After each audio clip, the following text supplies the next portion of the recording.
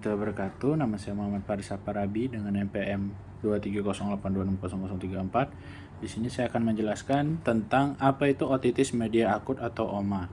Jadi otitis media akut itu adalah peradangan akut pada telinga tengah yang ditandai dengan adanya efusi di kavum timpani disertai tanda dan gejala inflamasi seperti otalgia, demam, dan hiperemia membran timpani. Penyakit ini merupakan salah satu infeksi saluran napas atas yang paling sering terjadi pada anak-anak, terutama usia 6 bulan hingga 2 tahun, karena tuba Eustachius pada anak lebih pendek, lebih lebar, dan lebih horizontal sehingga memudahkan penyebaran mikroorganisme dari nasofaring ke telinga tengah. Sebagian besar kasus OMA diawali oleh infeksi virus saluran napas atas yang menyebabkan disfungsi tuba Eustachius, kemudian diikuti infeksi bakteri sekunder. Dan apabila tidak ditangani dengan baik, OMA dapat berkembang menjadi komplikasi seperti perforasi membran timpani, mastoiditis, meningitis, abses otak, maupun gangguan pendengaran. Kita masuk ke etiologinya. Jadi otitis media akut itu disebabkan oleh infeksi bakteri, virus, maupun kombinasi keduanya. Bakteri merupakan penyebab tersering, terutama Streptococcus pneumoniae, Haemophilus influenza non-typable, dan Moraxella catarrhalis. Bakteri lain seperti Streptococcus pyogenes dan Staphylococcus aureus lebih jarang ditemukan. Infeksi virus yang sering mendahului OMA antara lain respiratory syncytial virus atau RSV, influenza virus, adenovirus, rhinovirus, coronavirus, dan parainfluenza virus. Virus menyebabkan inflamasi mukosa, saluran napas atas, dan edema tuba Eustachius sehingga ventilasi telinga tengah terganggu.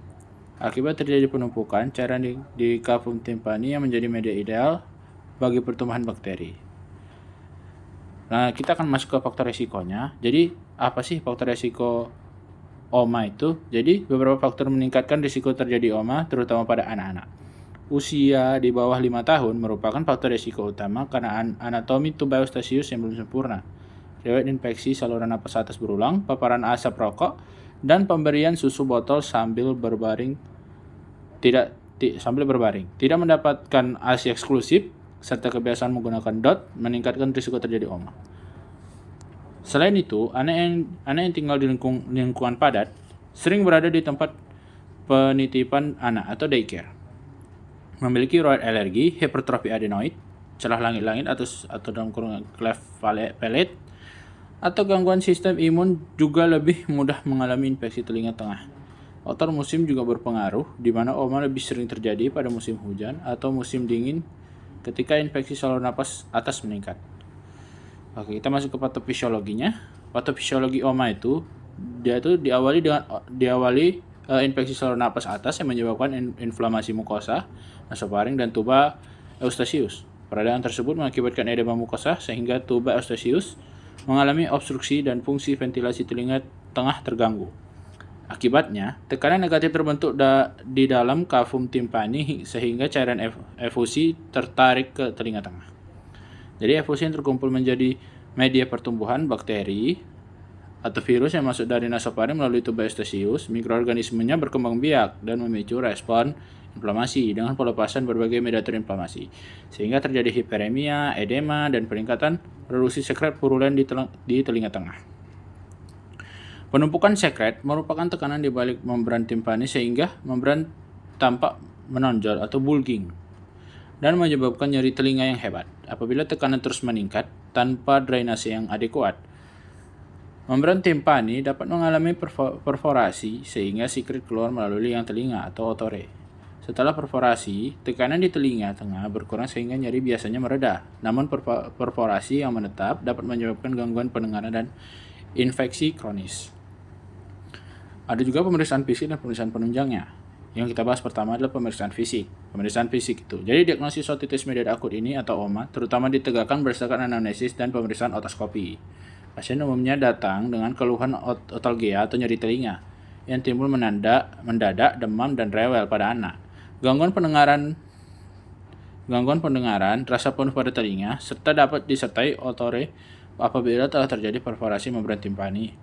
Pada bayi, gejala dapat berupa sering menangis, sulit tidur, menarik-narik telinga, penurunan nafsu makan, muntah, atau diare.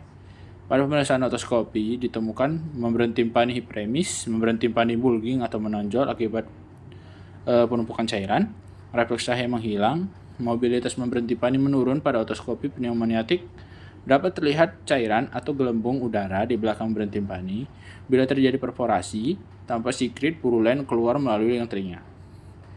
Ada pula palpasi daerah mastoid juga perlu dilakukan untuk menilai adanya nyeri tekan atau pembengkakan yang mengarah pada komplikasi mastoiditis. Lanjut kita masuk ke pemeriksaan penunjangnya.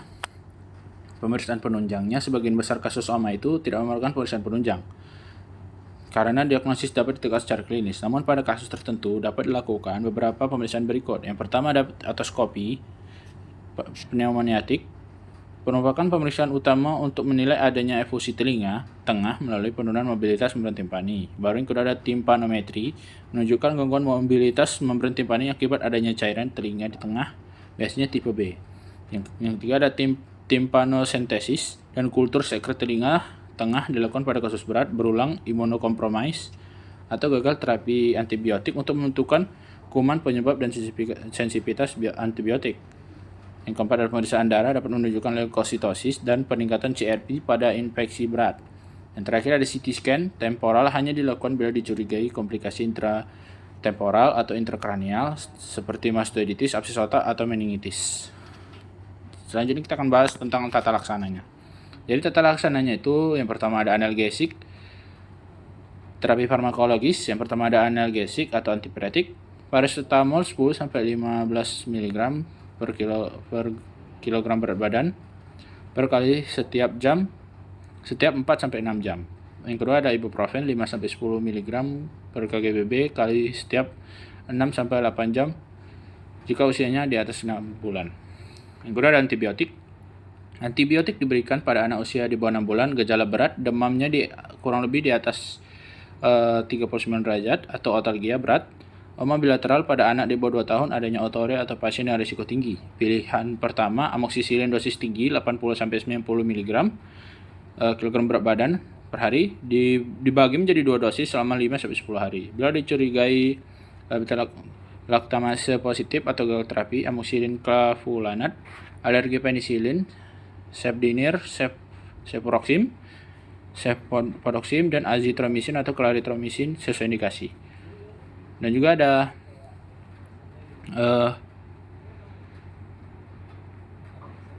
ada terapi farmakologisnya lagi, yaitu tambahannya, yaitu ada kalau bila dicurigai laktamase positif atau gagal terapi, dia dikasih amoxicillin clavulanat. Sekian dari saya. Assalamualaikum warahmatullahi wabarakatuh.